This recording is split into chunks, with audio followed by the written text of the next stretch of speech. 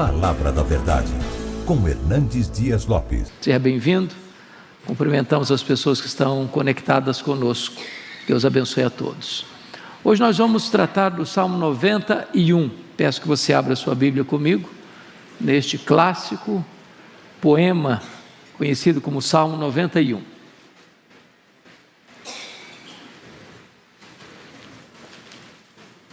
Salmo 91.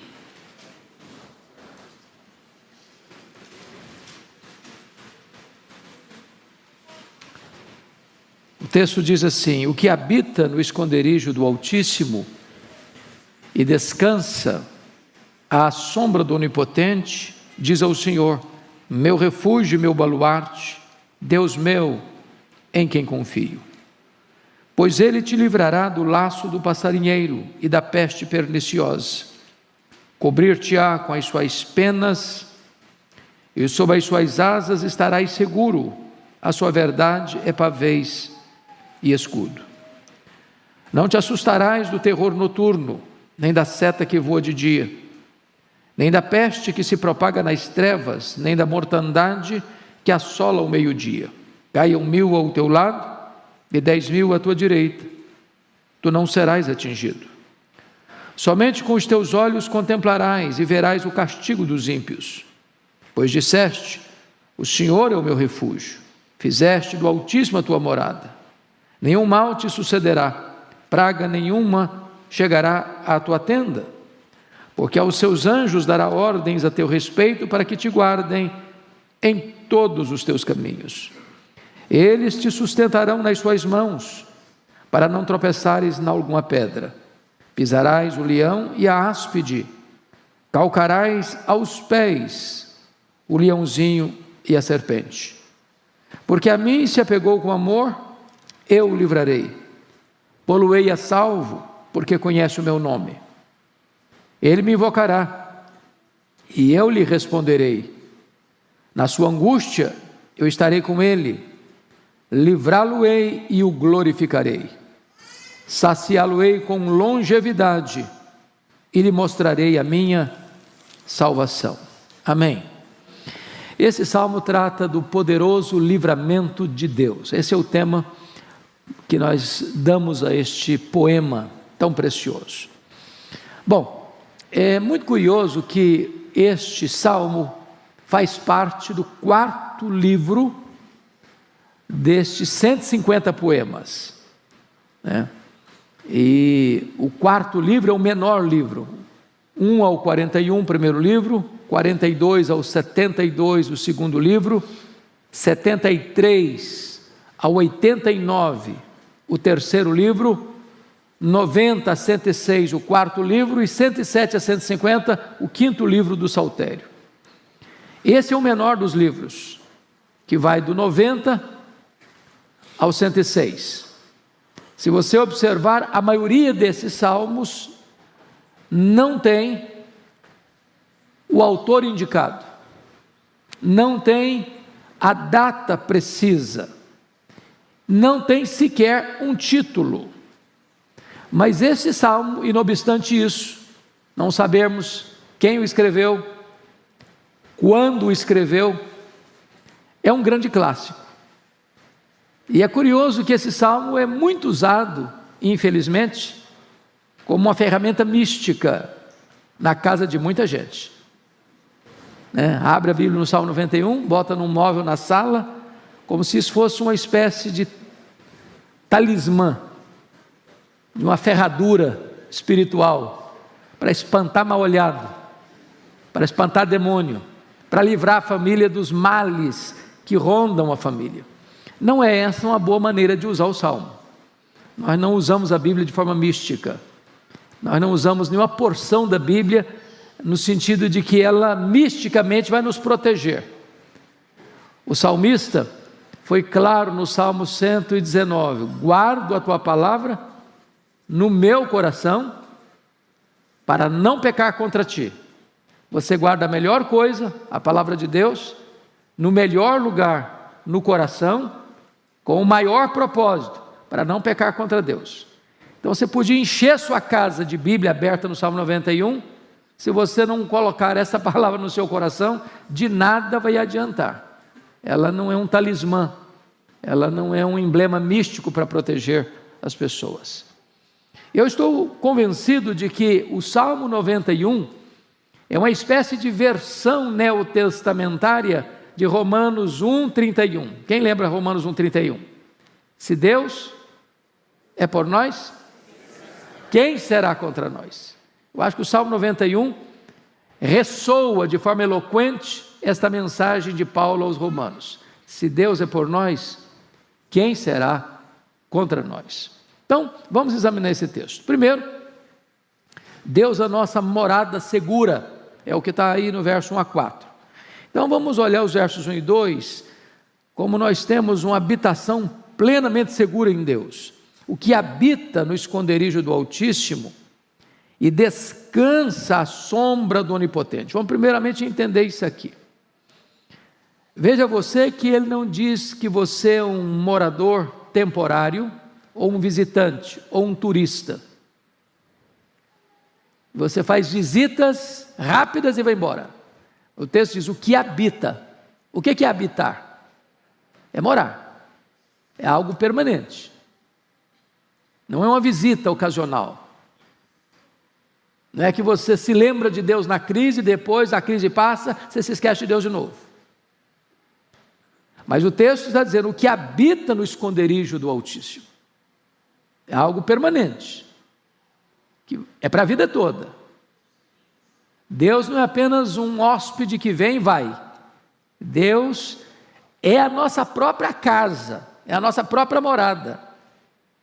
Então preste atenção nisso. Você mora numa casa, você mora num apartamento, você deu conforto à sua casa, você deu conforto ao seu apartamento, você trouxe segurança para a sua casa, você botou porta, você botou tranca, você botou alarme, você mora lá.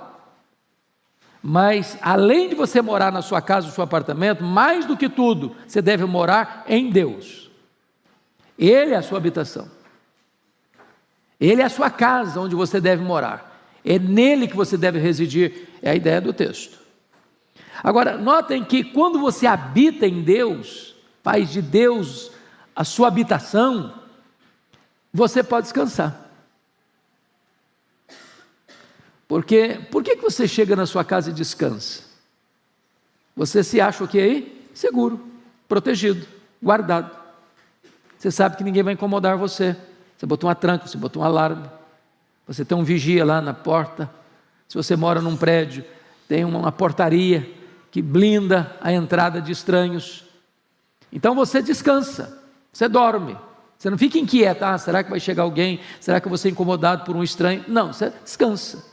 Quando você mora em Deus, você pode descansar à sombra do Onipotente.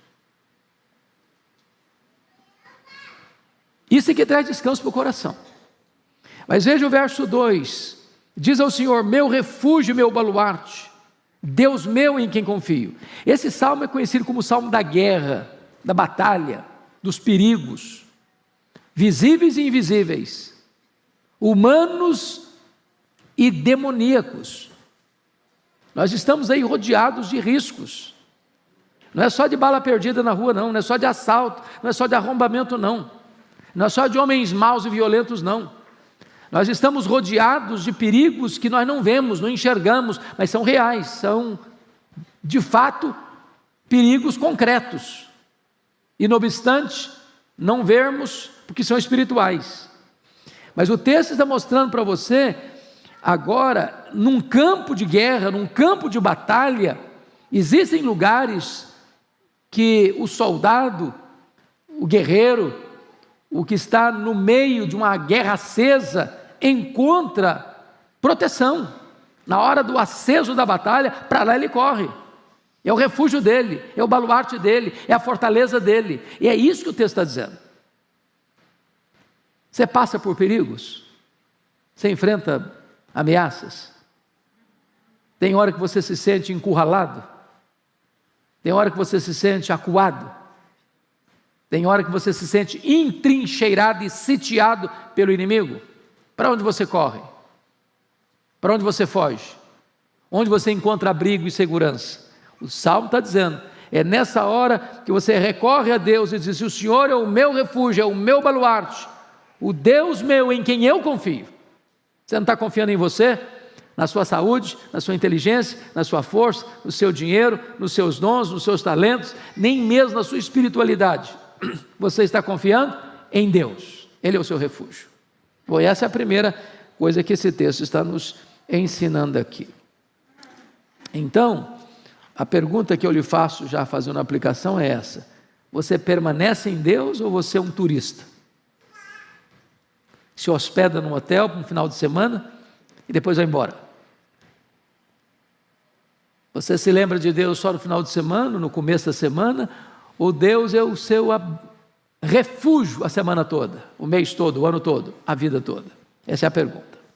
Segunda coisa, temos livramento das armadilhas escondidas do caminho. Olha o verso 3, a parte A: pois Ele te livrará do laço do passarinheiro. Bom, a palavra laço já está por si explicada. É uma armadilha real, mas que você não percebe, você não vê. E há muitos laços, irmãos, que ou Deus nos livra ou nós caímos neles. São muito sutis. E aqui tem duas coisas aqui que ele muda para o campo da caça, né? Da caça. Quem já pegou passarinho em arapuca aqui? Na infância? Sobretudo quem morou na região rural. Você bota lá a isca, arma a arapuca e fica escondido olhando. E o pássaro olha aquela apetitosa refeição que é oferecida para ele, achando que ele encontrou o prazer do dia dele, o sustento da vida dele, que vai ser a segurança dele. E nem sabe que por trás tem uma armadilha, tem um laço, tem uma arapuca. Há muitas arapucas armadas contra nós. Arapucas humanas e arapucas espirituais. Nós não temos todo o discernimento, nós não temos todo o conhecimento, nós não temos toda a percepção. Nós não enxergamos no escuro, nós não enxergamos na curva. Nós não temos capacidade de olhar todo esse cenário que nos rodeia para nos tentar e ficar atentos. Você sabe que nós lidamos com 3 inimigos: o mundo, a carne e o diabo. Está lá em Efésios capítulo 2, 1 a 3. E esses inimigos são perigosíssimos, porque um deles está dentro de nós, a carne. O outro está ao nosso redor, o sistema do mundo. E o outro está aí nas regiões celestiais, que você não sabe, você não vê, mas ele está articulando. É o diabo e as suas hostes, colocando no nosso caminho laços, armadilhas, para nos apanhar.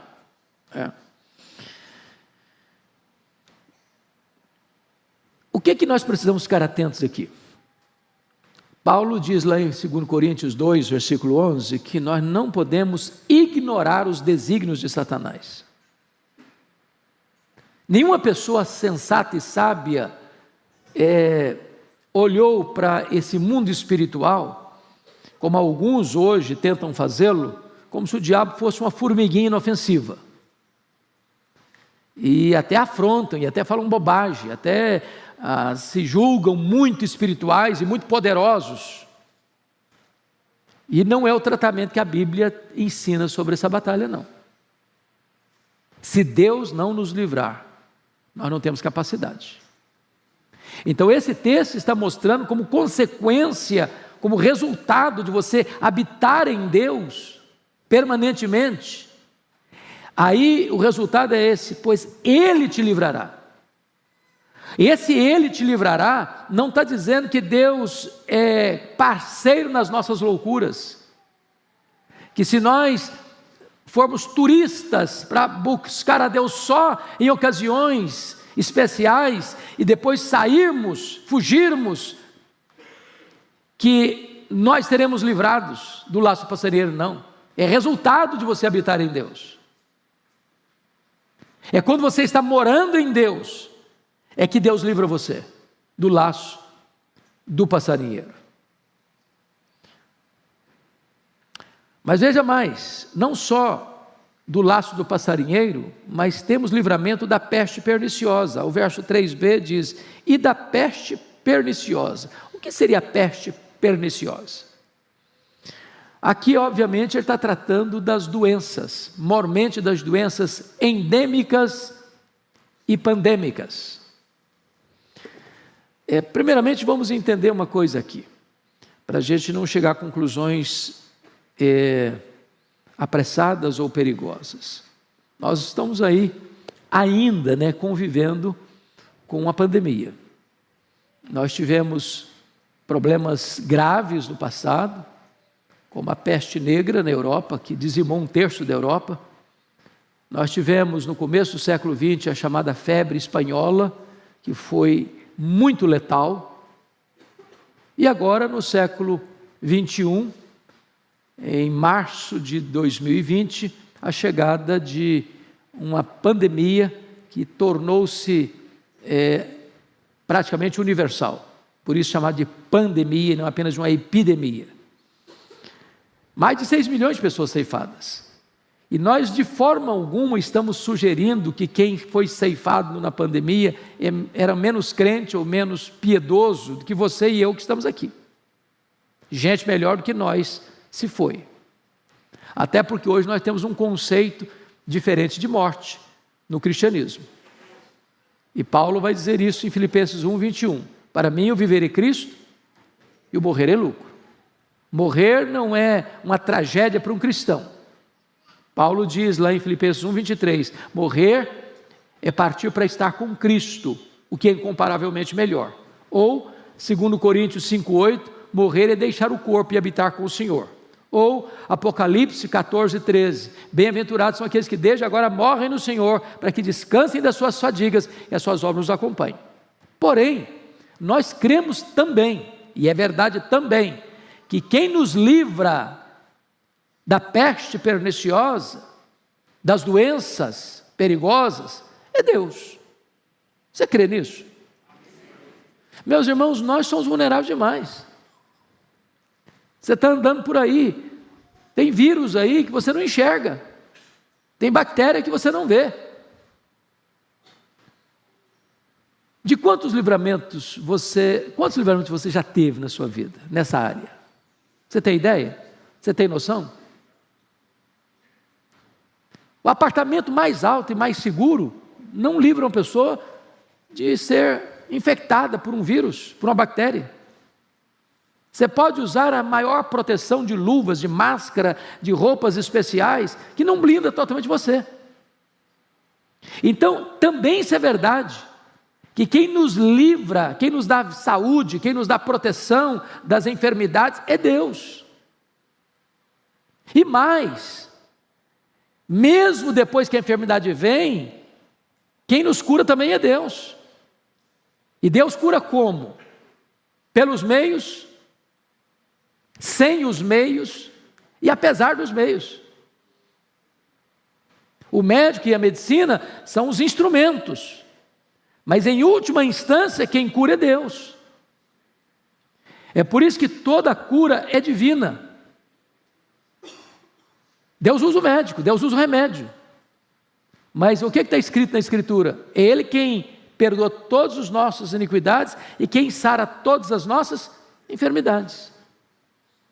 Então, esta é outra verdade que o texto está nos mostrando, o livramento de Deus da peste perniciosa. Mas temos outra coisa aqui, nós temos também uma proteção amorosa e eficaz. Você pode ler o 4 comigo? Vamos juntos?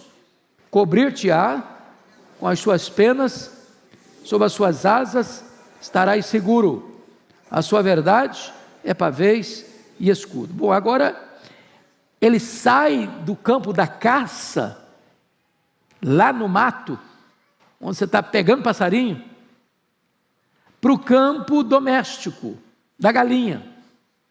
Eu acho que quem já viveu no interior já viu essa cena, e se você nunca viu presencialmente essa cena, já viu fotografias eloquentes dessa cena. Forma-se uma chuva, a água cai, as enxurradas vêm, e a galinha com seus montes de filhotes, quando vê o perigo, ela para, chama toda a filhotada para debaixo das asas e sofre o revés da chuva para proteger os filhotes. Que figura bonita, que figura eloquente do amor de Deus, da proteção de Deus, do cuidado de Deus. Então eu queria que você lesse comigo 2 salmos, 2 versículos, para ilustrar a riqueza e a beleza desse texto. Primeiro, o Salmo 36, versículo 7. Olha aí que preciosidade de verdade que está aí. 36, 7. Vamos juntos? Vamos lá? Como é preciosa, ó Deus, a tua benignidade. Por isso, os filhos dos homens se acolhem à sombra das tuas asas. Por que você corre para debaixo das asas de Deus? Porque Ele é benigno. Se você correr para lá, Ele não vai escorraçar você. Ele não vai pisar em você. Ele não vai esmagar você. Ele não vai condenar você. Jesus diz: todo aquele que vem a mim, eu não lançarei fora. Está na hora da angústia, da dor, da tempestade, dos riscos, dos perigos. Corre para Ele. Se agasalhe debaixo das asas dEle e você encontrará proteção. Mas olha comigo ainda o Salmo 57, verso 1. Olha que precioso isso aqui. Agora é um pedido, é uma súplica, é uma oração.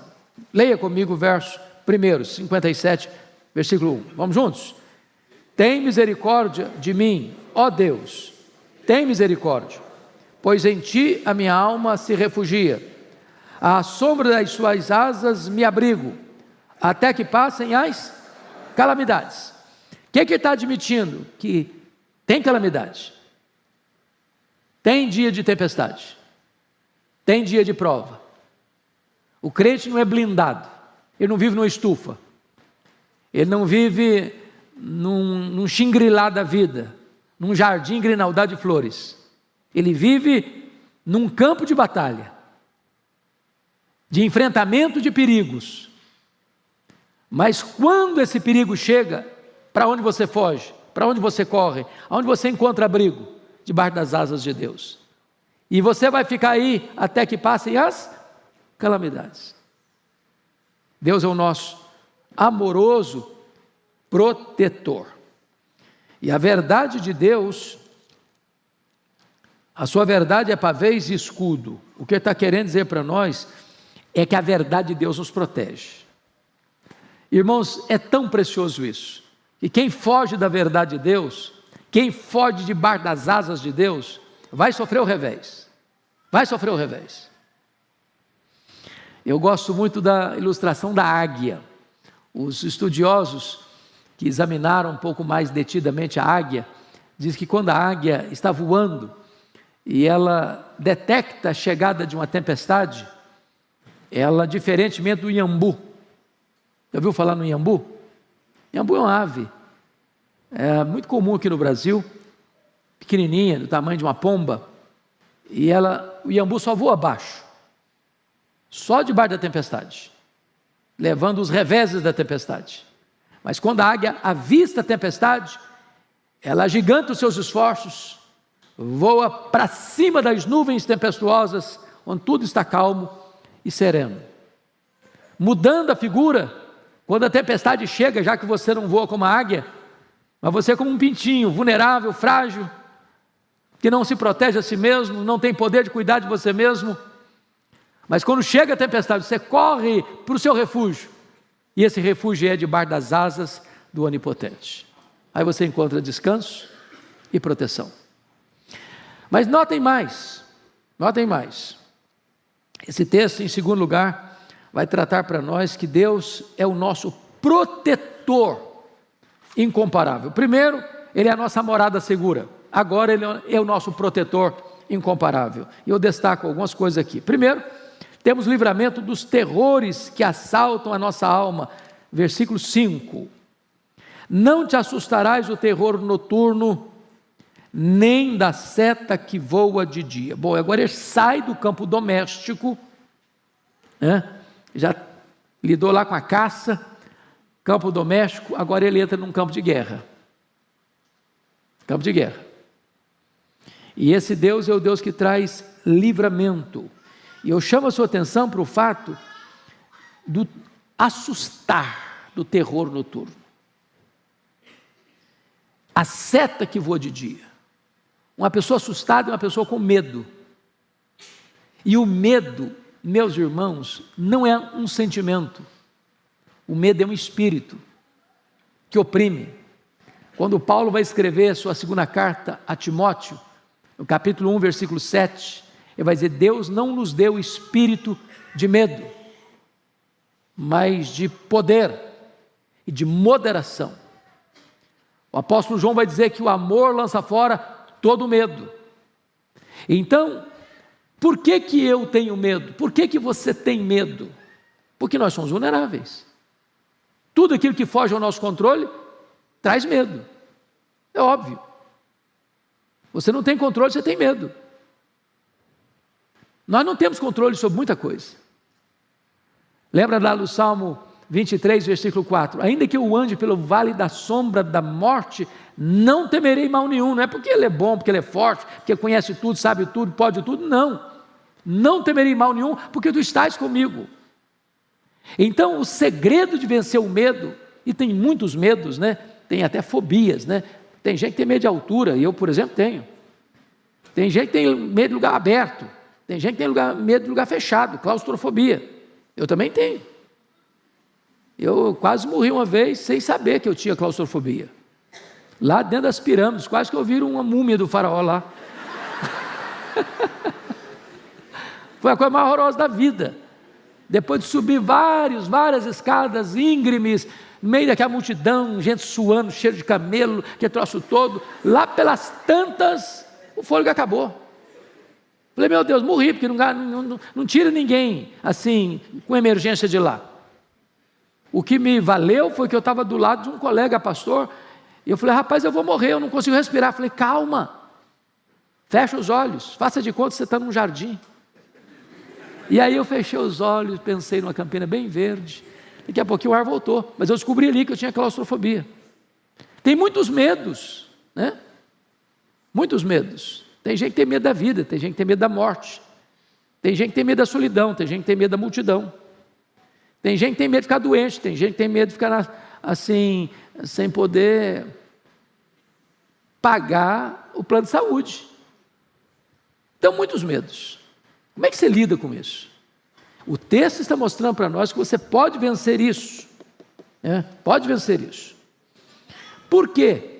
Porque ainda que no texto aqui a seta esteja voando de dia, e a ideia aqui é dos flecheiros da guerra, ainda que o terror noturno chega à noite, você está com medo do que vai acontecer, você não vê o inimigo, as guerras daquela época eram de enfrentamentos, você pode crer no que está escrito em Isaías 54:17, a arma forjada contra você não vai prosperar, que você está protegido, morando em Deus, debaixo das asas do Deus onipotente, descansando debaixo da sua sombra.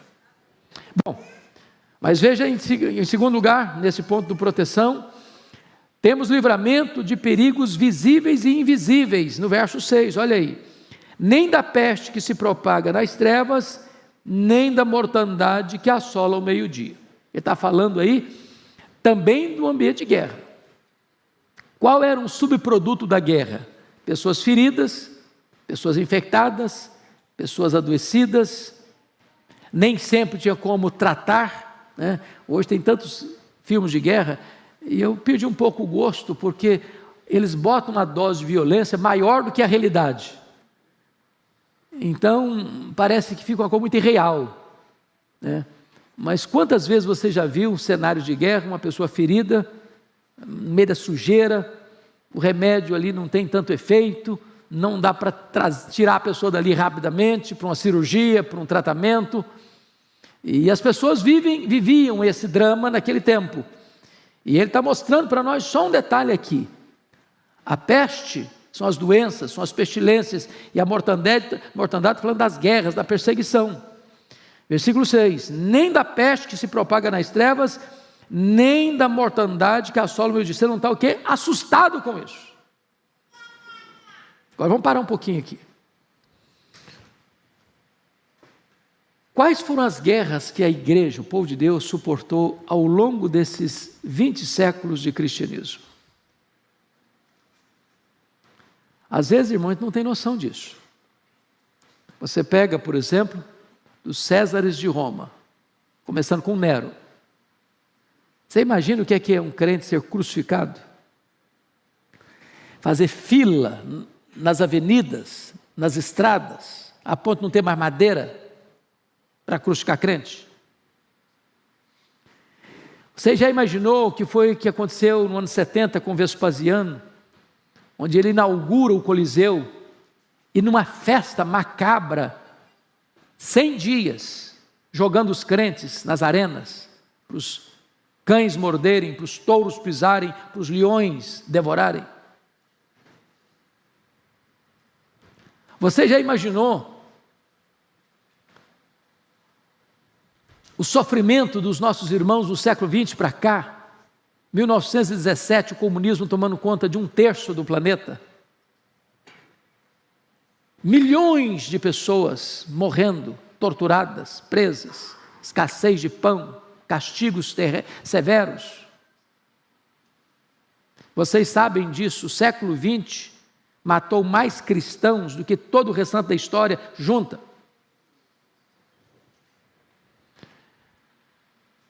Então, o que eu estou trazendo para vocês é que esses medos, ou esses temores, fizeram parte do povo de Deus. Quantos morreram na Inquisição? Quantos morreram nas guerras étnicas, tribais, religiosas? Acho que vocês têm ciência, por exemplo, do que aconteceu na noite 24 de agosto de 1572 na França, a chamada Noite de São Bartolomeu, onde 70 mil crentes foram mortos uma única noite, traiçoeiramente. Então, quando esse texto mostra para nós que você pode ser liberto, ou se não liberto do fato, mas liberto do medo, porque às vezes Deus nos permite passar, mas tira o medo. É uma coisa incompreensível para nós, como é que um cristão era jogado nas arenas, como a Perpétua, por exemplo, era uma mulher da nobreza, e ela tinha 7 filhos, e os seus algozes mataram cada filho dela, na presença dela, de maneira diferente cada um, para torturá-la, emocionalmente, espiritualmente, e ela encorajando os seus filhos a não recuarem, a não se intimidarem. E quando só ela sobrou, ela começou a ser castigada. Ela disse para o seu algoz: viva eu te vencerei, morta vencer-te-ei ainda mais. Vocês acham que essa mulher era mais corajosa do que você? Era mais crente que você? Não. Se Deus um dia permitir que a nossa geração experimente situações tão amargas quanto, Ele há de nos capacitar. Não é porque nós somos fortes, é a graça que sustenta. É a graça que sustenta. Você imagina um Pedro, lá em Atos 12, preso por ordem de Herodes Agripa I, depois de ter matado Tiago, prendeu para matar depois da festa, última noite. Eu acho isso incrível. Pedro está no corredor da morte. Ele sabe que ele vai morrer na hora que amanhecer o dia. O que ele está fazendo? Desesperado? Chorando? Se esperneando? Não, ele está dormindo. Cheio de algemas nos pés, nas mãos, está dormindo. Serenidade. O nosso Deus é o autor da paz, e Ele que nos dá a paz que excede todo o entendimento, seja qual for a situação. Mas, notem vocês, que o livramento também é um livramento singular, 7:8. Leia comigo 7:8, vamos juntos? Caiam 1000 ao teu lado, 10.000 à tua direita, tu não serás atingido. Somente com os teus olhos contemplarás e verás o castigo dos ímpios. O que esse texto quer dizer, irmãos, não é que o crente é invulnerável. Nós não podemos defender essa tese jamais. Não, se eu sou crente, eu posso estar no meio de tantas flechas cruzando para lá e para cá que nenhum vai pegar em mim. Se eu sou crente, eu posso sair por aí que vírus não vai entrar em mim. Covid, então, jamais. Se eu sou crente, eu não vou bater carro. Se eu sou crente, eu nunca vou ter uma doença. Não é isso que o texto está prometendo. Homens de Deus adoeceram, homens de Deus sofreram, homens de Deus foram presos, homens de Deus foram torturados, homens de Deus foram martirizados, mulheres de Deus foram presas, mulheres de Deus foram torturadas, mulheres de Deus selaram a sua fé com o seu sangue. Porém, o que nós precisamos entender é uma coisa aqui no texto: ninguém, nem o diabo, nem ser humano qualquer, pode atingir você, se Deus não o permitir. É a história lá do Jó. Satanás levantou uma tese de que Jó adorava a Deus por interesse. E Deus permitiu que Jó fosse um exemplo para o mundo, que é possível alguém amar a Deus mais do que dinheiro, mais do que família, mais do que a si mesmo. E Satanás só pôde ir até onde Deus o permitiu ir e nem 1 centímetro a mais. Isso é verdade na sua vida. Isso é verdade na sua vida. Sua vida está nas mãos de Deus. E ninguém pode tocar em você se Deus não permitir. E se alguém tocar em você, Deus transforma a tragédia em triunfo. Deus transforma a aparente derrota em retumbante vitória. Porque o propósito dele sempre traz glória para o seu nome e bem para o seu povo, ainda que a providência seja carrancuda. Mas em quarto lugar, nós temos nossa casa protegida de toda praga. Olha comigo o verso 9 e 10. Vamos juntos? Pois disseste: o Senhor é o meu refúgio, fizeste do Altíssimo a tua morada, nenhum mal te sucederá, praga nenhuma chegará à tua tenda. Veja você que ele retorna ao tema de Deus como morada. E aí, vejam vocês ainda, que o próprio Deus está dando um testemunho do salmista. Pois disseste: o Senhor é o meu refúgio, fizeste do Altíssimo a tua morada. Então, mais uma vez, a ideia não é um turista, não é alguém que vem passar um final de semana e vai embora depois. Se você fizer de Deus a sua morada, a promessa está aí no verso 10: nenhum mal te sucederá, praga nenhuma chegará à tua tenda. Mas aí vamos entender melhor, porque o livramento de Deus, irmãos, pode ser livrar você do perigo. Segundo, pode ser livrar você no perigo. E pode ser livrar você através do perigo. Então vamos ver as 3 circunstâncias. Deus pode livrar você de enfrentar um problema. Deus pode livrar você no meio do problema. E Deus pode livrar você através do problema. Então vamos lá, para entender isso. Deus nos livra dos perigos. É isso que está escrito aqui no versículo 10. Nenhum mal te sucederá, praga nenhuma chegará à tua tenda. Então, vamos pegar um pouquinho só nesse praga nenhuma chegará à tua tenda. Crente não precisa ficar com medo, irmãos, de olho gordo, de feitiço, de macumbaria, de galinha preta na encruzilhada, de garrafa de cachaça na estrada. Que tem crente muito místico. Tem crente que fica com medo desse negócio. Meu irmão, se você está nas mãos de Jesus, se você está coberto pelo sangue do Cordeiro, essa mortandade não chega em você não. Ninguém lança maldição na sua vida e pega não, se você está morando em Deus.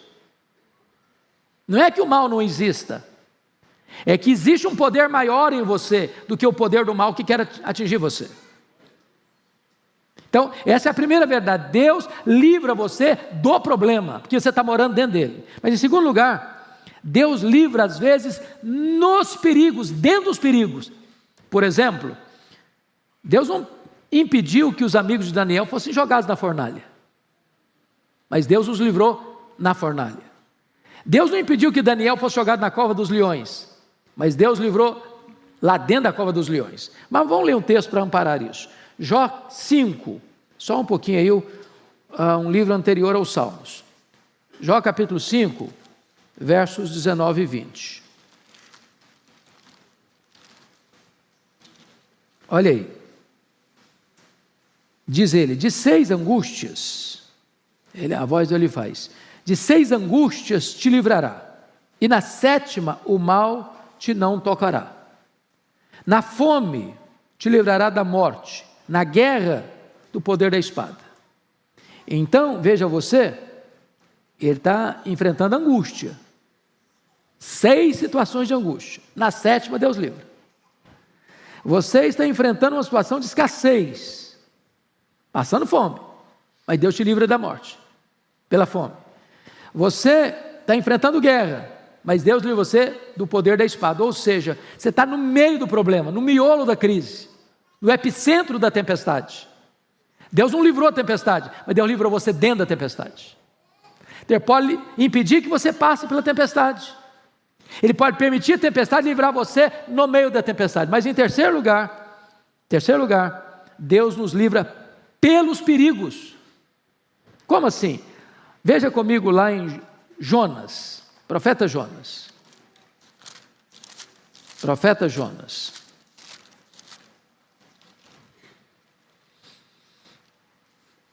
Esses dias eu vi uma brincadeirinha que o crente, quando não tem aquele índice na Bíblia, fala profeta Jonas e fica desesperado, porque Jonas é pequeno e costuma se esconder no meio dos outros livros. Então Jonas, veja aí versículo de número 17, Jonas 1,17. Deparou o Senhor um peixe para que tragasse a Jonas, e esteve Jonas 3 dias e 3 noites no ventre do peixe. Eu fico imaginando o Jonas ser lançado no mar. Bom, eu sei nadar, eu me viro, eu podia pensar. Aí de repente, um grande peixe deu uma engolida nele. Falei, bom, agora acabou. Foi o primeiro cara a andar de submarino na história. Só que aquele grande peixe, que parecia ser o seu problema, porque tem esperança para um cara no ventre de um grande peixe? Primeiro que o perfume lá não era francês, né? Segundo que o desconforto, eu nem imagino quão grande devia ser. Mas aquele grande peixe não foi enviado para matar Jonas, para destruir Jonas, para acabar com ele, porque olha aí o que está escrito no capítulo 2, versículo 10 de Jonas. Falou, pois, o Senhor ao peixe, e este vomitou Jonas na terra. Então, o peixe que parecia ser o problema, na verdade era o livramento. Tem hora que Deus permite uma providência carrancuda, e vocês, meu Deus, acabou agora. Deus, não, filho, essa providência carrancuda eu estou mandando é exatamente para livrar você, para salvar você. Como assim? É que crente desviado, irmãos, é endereço certo de tempestade. Agora, quando Deus manda a tempestade atrás do crente desviado, não é para destruí-lo, é para botá-lo de volta no caminho.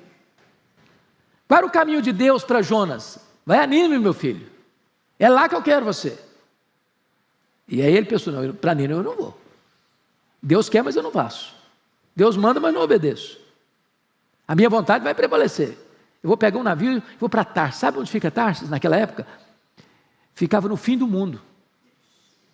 Era o último limite do mundo conhecido da época. Onde diz a profecia que não tinha a palavra de Deus. Eu não quero escutar Deus, mas não. Eu não quero ser incomodado. Eu não quero obedecer, pronto. Aí o que Deus faz? Manda um peixe. O submarino. E ele nem precisou pagar mais passagem, não. O peixe foi andando com ele, atravessando os mares. E não foi perto não, viu? O peixe foi despejá-lo lá no porto de Nínive. Meu filho, é aqui que eu te quero. Você não quer não? Pois eu mando um submarino pegar você, dar uma carona para você, e você vai para onde eu estou mandando. Então tem hora que Deus nos livra do problema, tem hora que Deus nos livra no problema, e tem hora que Deus nos livra através do problema. Esse é o nosso Deus. Mas em quinto lugar, volta lá para o Salmo 91. Isso é precioso demais, irmãos. Quinto lugar, temos a escolta dos anjos em nosso favor, versículos 11 a 13. Pode ler em voz alta comigo? Vamos juntos? Porque aos seus anjos dará ordens a teu respeito, para que te guardem em todos os teus caminhos. Eles te sustentarão nas suas mãos, para não tropeçares em alguma pedra. Pisarás o leão e a áspide, calcarás aos pés o leãozinho e a serpente. Bom, então vamos entender aqui que quando o perigo é sobrenatural, Deus envia um socorro sobrenatural. Por exemplo, você não quer ter a sua casa arrombada. O que é que você faz na sua casa? Bota uma porta boa, uma tranca boa, bota um alarme. Você não quer ter problema com o seu carro. Você faz o quê? Faz um seguro, um bom seguro. São providências humanas. Compete a você. Você faz um plano de saúde. Por que você faz um plano de saúde? Porque você entende que se você adoecer, você precisa de assistência médica. Isso é providência humana. Agora, há problemas que existem, são reais, invisíveis, porém factuais, que você não vê, que você não percebe. São problemas espirituais, são ameaças espirituais. E Deus manda quem? A providência sobrenatural. Você está vendo o anjo? Você já viu o anjo? Eu não vi. Talvez, em algumas circunstâncias da minha vida, eu tive altas suspeitas de que não era gente, era anjo. Mas eu não posso confirmar também não. Não me deu o CPF celestial. Então, note você o que está escrito aí. Veja você, versículo 11, porque aos seus anjos dará ordens a teu respeito. Então, ou seja, os anjos são diáconos de Deus, servos de Deus, ministros de Deus, debaixo das ordens de Deus, para fazer o que na sua vida? Para guardarem você. Meus irmãos, um dia, certamente, nós vamos saber de tudo, quando chegarmos lá, vamos conhecer como somos conhecidos. Quantos livramentos você já teve? Eu fico imaginando, nas estradas perigosas do Brasil. Eu já fiz muitas loucuras lá no Espírito Santo, vocês sabem, tem estradas não tão boas quanto aqui em São Paulo, viajando de madrugada, com sono. Quantas vezes desponta numa curva um caminhão em cima de você e você tem que jogar para o acostamento, nem sabe se tem acostamento.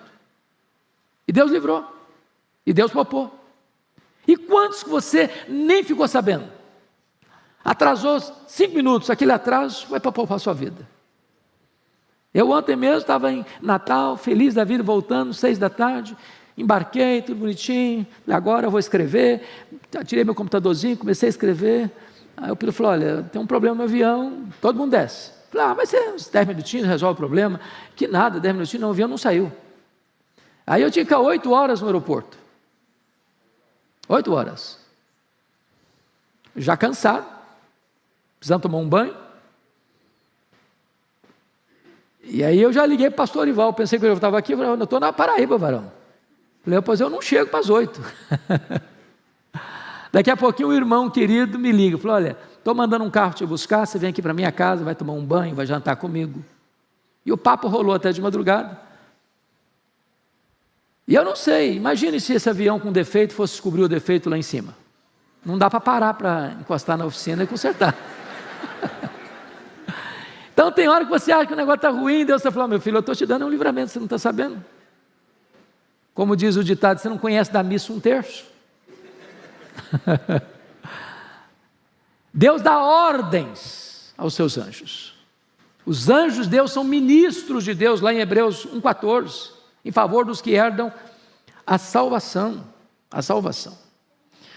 Agora, vejam vocês, meus irmãos, que o que pode um anjo de Deus fazer? Quão poderoso é esses ministros de Deus? Só para dar um exemplo. Vocês se lembram quando o poderoso exército assírio cercou Jerusalém? As 10 tribos do norte, chamada Israel, caiu nas mãos da Síria, quando Ezequias era rei aqui em Judá. Esse mesmo rei que tomou Samaria, entrincheira Jerusalém, com mais de 185 mil soldados. Irmãos, não tinha 185 mil pessoas dentro de Jerusalém. Não tinha. A cidade era menor que isso. Você já imaginou mais do que um soldado para cada habitante da cidade, fortemente armado? E o rei ainda mandou um recado abusado para o Ezequias: pode se render, porque não tem Deus que livra você da minha mão, ninguém resiste ao meu poder militar. E Ezequias ficou desesperado, porque não tinha nem tempo, nem recurso, nem homens para resistir à invasão iminente. Aí ele vai apresentar o caso ao profeta Isaías. Isaías levou o caso para Deus e falou: meu filho, fica tranquilo, essa batalha é sua, não é minha, deixa comigo. E Deus mandou um único anjo, e esse único anjo matou 185 mil soldados assírios ao redor de Jerusalém. Você se lembra da cena de Eliseu? Quando ele foi, o servo dele levantou de manhã e olhou o exército da Síria cercando a cidadezinha, que queriam prendê-lo e matá-lo. E ele ficou desesperado. Aí Eliseu disse: Senhor, abre os olhos desse moço. Abre os olhos desse moço. Quando os olhos dele foram abertos, ele viu cavalos, carruagens de fogo, cavaleiros poderosos, em um número muito maior. E aí vem a expressão: maior é o que está conosco, que aquele que está no mundo. Se nós formos olhar do ponto de vista estatístico, só estatístico, se eu vou entender Apocalipse 12, versículo 4 literalmente, 3 e 4 literalmente, diz que quando o dragão foi precipitado do céu, ele arrasta 1/3 das estrelas. Essa figura, estrelas, lá em Jó, é usada para anjos. Então alguns, e eu estou inclinado a crer que essa é a melhor maneira de entender o texto, que quando o Lúcifer cai, ele arrasta consigo 1/3 dos anjos. Mas se 1/3 caiu, nós temos 2/3 que são anjos de Deus, que não caíram e que estão a nosso serviço. Agora notem uma coisa importante no texto, porque versículo 11, porque aos seus anjos dará ordens a teu respeito, para que te guardem em todos os teus caminhos. Esse texto, vocês se lembram disso, foi usado por quem? Para tentar quem? Foi usado por Satanás para tentar Jesus. E ele citou esse texto para Jesus. Mas palavra de Deus na boca do diabo não é palavra de Deus, é palavra do diabo. Sabe por quê?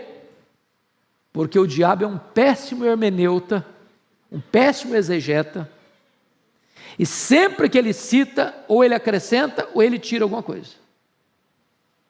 Lá no Éden, ele chegou para Eva e perguntou assim: é assim que Deus disse, não comereis de toda a árvore do jardim? Ué, mas que negócio é esse, ué? Deus havia falado que de toda a árvore do jardim você pode comer. Aonde Deus botou um sim, ele botou um não. Ele acrescenta o que Deus falou. Torceu, portanto, a palavra de Deus. Quando o diabo vai citar esse texto para Jesus, levando ao pináculo do templo, o que ele omitiu no texto? Qual frase que ele omitiu do versículo? Ele omitiu exatamente essa frase aqui, ó, para que te guardem em todos os teus caminhos. Em todos os teus caminhos, ele não citou. Ele não citou. Por que não citou? Quando é que Deus promete guardar você? É quando você está fazendo loucura? É quando você está na rota da desobediência? Deus promete guardar você quando você está andando em todos os caminhos dEle. A proteção está na obediência e não na desobediência.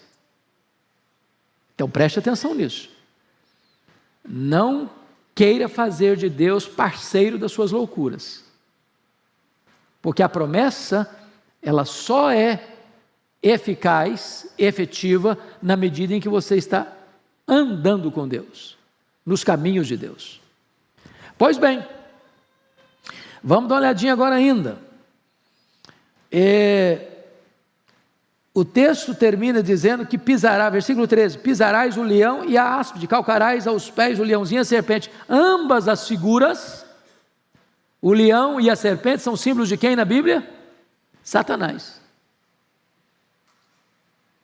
E a Bíblia diz lá em Romanos que Deus calcará o diabo em breve debaixo dos pés da igreja. Porque Jesus é o cabeça, a igreja é o corpo. E diz a Bíblia que quando Jesus voltar, Ele vai colocar todos os inimigos debaixo dos seus pés. E essa vitória é de Cristo e da sua igreja. Então, os inimigos não podem mais prevalecer sobre a igreja. Então, vamos ao último ponto. Deus, o nosso abençoador amado. Eu chamo a sua atenção dos versos, então, 14 a 16, para uma mudança radical no texto. Agora não é o salmista que está falando de Deus. Agora é Deus que está falando do salmista. Dos versos 1 a 13, o salmista está olhando para Deus e descrevendo quem é Deus para ele. Dos versos 14 a 16, Deus está olhando para o salmista e fazendo comentários acerca dele e fazendo promessas a ele. Então vamos ver quais são essas promessas. Primeiro, livramento, versículo 14, porque a mim se apegou com amor, eu o livrarei, pô-lo-ei a salvo, porque conhece o meu nome. Então tem duas coisas aí, se apegar com amor e conhecer o nome de Deus. Preste atenção que uma coisa é consequência da outra. Você só pode amar a Deus se você conhece a Deus. Deixa eu ilustrar isso com uma frase que me marcou no meu ministério, marcou o meu ministério. Eu estava pregando em Belo Horizonte certa feita, numa igreja presbiteriana, e aí uma moça se aproxima de mim e diz: pastor, eu estou deixando a igreja presbiteriana. Eu falei: mesmo, minha filha, você está deixando? O que aconteceu? Surgiu algum problema, brigou com alguém, foi maltratada na igreja? Eu falei: não, nada disso aconteceu, mas eu queria uma igreja que me empolgasse.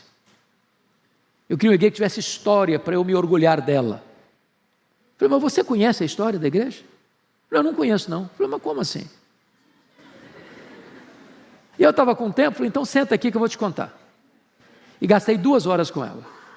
E comecei lá do Velho Testamento, Novo Testamento, dos pais da igreja, dos pré-reformadores, dos reformadores, dos pós-reformadores, dos puritanos, dos avivalistas, até chegar hoje. 2 horas. E quando eu terminei de falar para essa menina, as lágrimas estavam rolando no seu rosto. E ela me disse uma frase que eu nunca mais esqueci. Ela disse assim: pastor Hernandes, ninguém pode amar aquilo que não conhece. Você não vai amar a Deus se você não conhece a Deus. Você não ama estranho. Você só ama as pessoas com quem você se relaciona. Então, quando você conhece a Deus e você ama Deus, Deus está prometendo por você a salvo de tantas enrascadas, de tantos perigos, de tantas ameaças, de tantas armadilhas. Segundo, o que é que Deus promete? Resposta às suas orações. Olha aí o versículo 15, a parte A. Ele me invocará e eu lhe responderei. Que coisa maravilhosa, irmãos, é saber que Deus responde a oração. Oração não é para gente forte, é para gente fraca. E vamos corrigir algo, teologicamente falando. Tem muita gente dizendo que a oração é poderosa. Isso não é verdade. A oração não é poderosa. Poderoso é o Deus que responde a oração. O poder não está em você que ora. O poder está no Deus que recebe a oração. Está escrito aí: Ele me invocará e eu lhe responderei. Isso é promessa de Deus. Então invoca a Deus. Fala com Deus, apresenta a Deus a sua causa. Talvez você veja aqui hoje com uma batalha imensa na sua vida, na sua família, no seu casamento, na sua vida física, na sua saúde, na sua vida financeira. Não sei qual é a luta que você atravessa. Apresenta essa causa para Deus. E tem uma promessa: Deus vai responder a você. Terceiro, consolo na angústia. Versículo 15, parte B. Na sua angústia, eu estarei com ele. Isso é muito importante entender. Deus não está prometendo para você que você não terá angústia. Aliás, não dá para passar pela vida, né? Você conhece alguém que passou pela vida todinha, da infância à velhice, e não conheceu angústia? Não sabe o que é isso? Eu nunca passei esse negócio não. Nem sei o que é isso na verdade. Você conhece essa pessoa? Tem endereço dela? Dá para dar o CPF dela? Tem jeito não. Aqui passa angústia. Porque às vezes quando a gente está passando por angústia, a gente pensa que nós somos a maior vítima do universo, só com a gente que acontece, e a nossa luta é a maior do universo. Não, você precisa saber que, como diz a Escritura, tem muita gente dos nossos irmãos que estão passando a mesma angústia que você está passando. Está lá em 2 Coríntios, capítulo 1, versículo 3 e 4.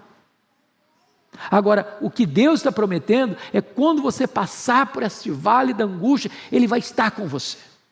Ele vai fortalecer você. Ele vai aprumar você. Ele vai encorajar você. Ele vai consolar você. Ele vai enxugar as lágrimas suas. Ele vai trazer alento e restauração para a sua vida. Louvado seja Deus. Quarto lugar, maior honra depois das dificuldades. Versículo 15 termina assim: livrá-lo-ei e o glorificarei.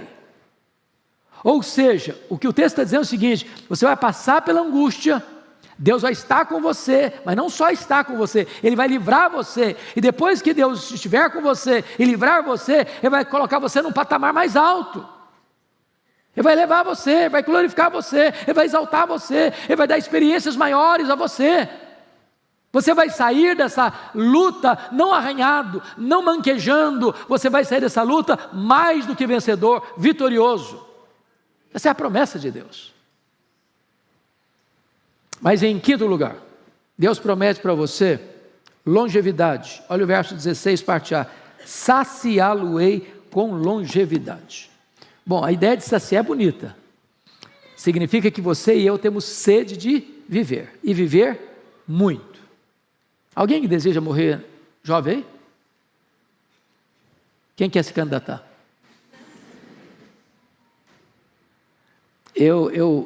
Ontem eu terminei o comentário de Eclesiastes. E se Deus quiser eu quero expor aqui alguns desses textos.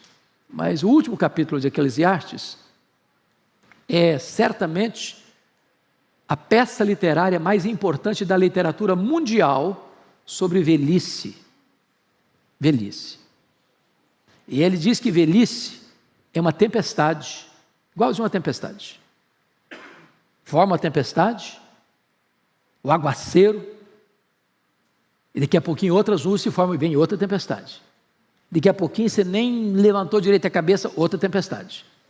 Então, velhice é um enfrentamento de tempestades. Mas ele diz que velhice é como uma casa que está ruindo.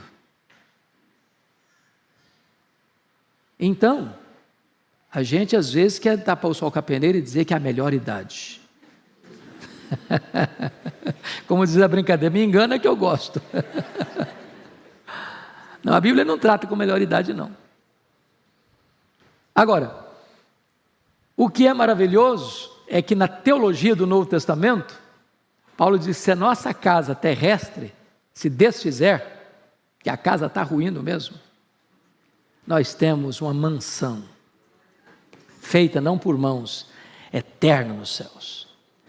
E por muitos anos eu achava que a mansão era a casa que a gente ia morar lá no céu, assim, com mármore celestial, com as torneiras de ouro, com aquele negócio assim, o jardim suspenso da Babilônia, no varanda. Nada disso. O texto está falando do seu corpo, corpo da ressurreição, corpo de glória.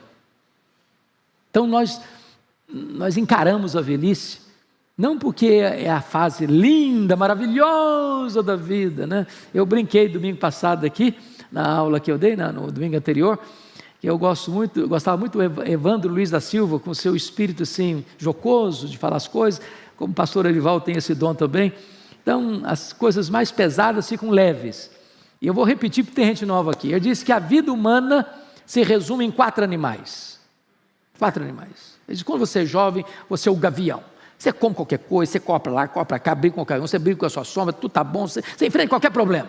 Nada faz mal para você. Aí depois você passa para a fase da águia. Aí você já faz voos solitários, você já não come qualquer coisa mais, você não vai em qualquer lugar mais, você já é mais seletivo. Aí depois você passa para a fase do condor. Condor aqui, condor ali, condor acolá, é aquela confusão. Aí depois você passa para a fase do javali. Javali para isso, javali para aquilo, javali para aquilo outro. E a vida é assim, né? Ou é uma tempestade ou é uma casa ruindo. Porém, todos nós temos sede de quê, gente? De longevidade. E a tese de Eclesiastes, e parece que é o pedido aqui, é que embora a ciência nos tenha nos levado a uma vida mais longa, nossa expectativa de vida está crescendo, a pergunta é, mas está melhorando a qualidade da vida? Que não basta viver muito, é preciso viver bem. E o texto está dizendo que Deus sacia você com a vida longa. Deus atende essa sede que você tem de viver. E é bom viver bem. Eu gosto, o último livro que o Dr. Billy Graham escreveu, De Volta para Casa, para mim vale o livro na primeira frase do livro. Ele diz assim, a velhice não é para os fracos. A velhice não é para os fracos.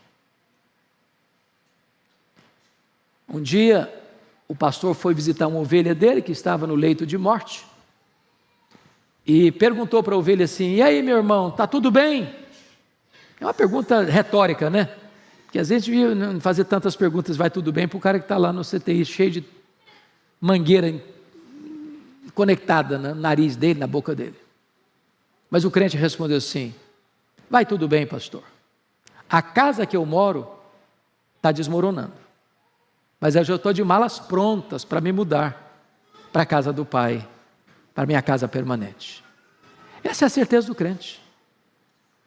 Agora, longevidade não tem só a ver com quantidade de anos vividos, mas com a qualidade dos anos vividos. Porque há muitas pessoas que morrem como criança, cumpriu sua missão, completou sua carreira. Outros morrem jovens, outros morrem na meia-idade, outros morrem na velhice. Eu não sei o que é longevidade, é um conceito às vezes que precisa ser redefinido, redesenhado. Mas Deus nos sacia com longevidade. Finalmente, Deus promete salvação plena, e lhe mostrarei a minha salvação. E essa salvação aqui, irmãos, não é só a salvação do aqui e do agora, porque se você creu no Senhor Jesus, você já está salvo. Você não será salvo não, você já está salvo. Mas nós já fomos salvos com respeito à justificação, nós estamos sendo salvos com respeito à santificação, nós seremos salvos com respeito à glorificação. Na justificação nós fomos salvos da condenação do pecado. Na santificação nós estamos sendo salvos do poder do pecado. Na glorificação nós seremos salvos da presença do pecado. Haverá um dia, entretanto, depois de tantas lutas que passamos, e o texto nos mostrou que o Senhor Jesus vai olhar para você e vai dizer assim, vinde bendito do meu Pai, entre agora na posse do reino, está preparado para você desde a fundação do mundo. E então não vai ter mais choro, não vai ter mais dor, não vai ter mais luto, porque nós estaremos para sempre com o Senhor. Que Deus os abençoe, meus irmãos, que Deus os dê graça.